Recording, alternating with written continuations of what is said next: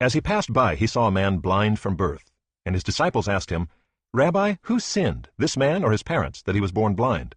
Jesus answered, "It was not that this man sinned, or his parents, but that the works of God might be displayed in him.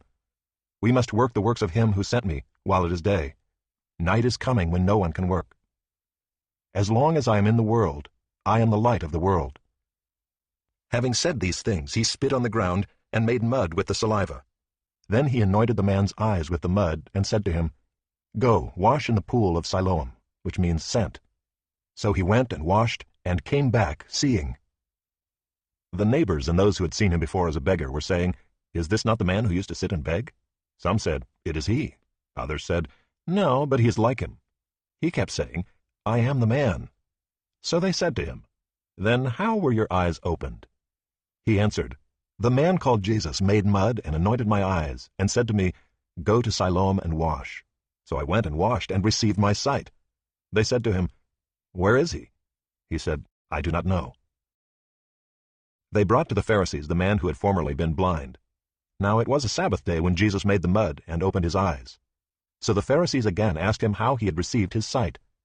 And he said to them, "He put mud on my eyes, and I washed, and I see." Some of the Pharisees said, "This man is not from God, for he does not keep the Sabbath." But others said, "How can a man who is a sinner do such signs?" And there was a division among them. So they said again to the blind man, "What do you say about him, since he has opened your eyes?" He said, "He is a prophet." The Jews did not believe that he had been blind and had received his sight, until they called the parents of the man who had received his sight and asked them, "Is this your son, who you say was born blind? How then does he now see?" His parents answered, "We know that this is our son, and that he was born blind. But how he now sees, we do not know, nor do we know who opened his eyes.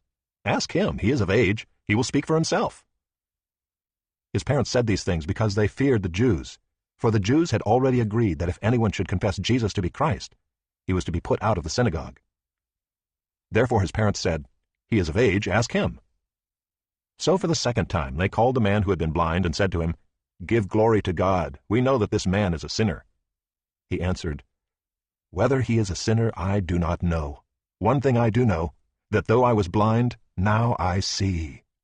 They said to him, "What did he do to you? How did he open your eyes?" He answered them, "I have told you already, and you would not listen. Why do you want to hear it again? Do you also want to become his disciples?" And they reviled him, saying, "You are his disciple, but we are disciples of Moses. We know that God has spoken to Moses, but as for this man, we do not know where he comes from."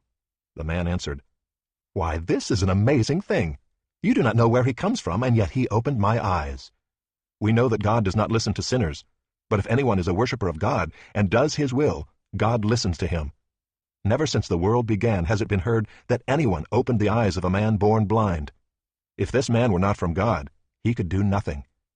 They answered him, "You were born in utter sin, and would you teach us?" And they cast him out. Jesus heard that they had cast him out, and having found him, he said, "Do you believe in the Son of Man?" He answered, "And who is he, sir, that I may believe in him?" Jesus said to him, "You have seen him, and it is he who is speaking to you." He said, "Lord, I believe," and he worshipped him. Jesus said, "For judgment I came into this world, that those who do not see may see, and those who see may become blind." Some of the Pharisees near him heard these things and said to him, "Are we also blind?" Jesus said to them, "If you were blind, you would have no guilt. But now that you say, 'We see,' your guilt remains.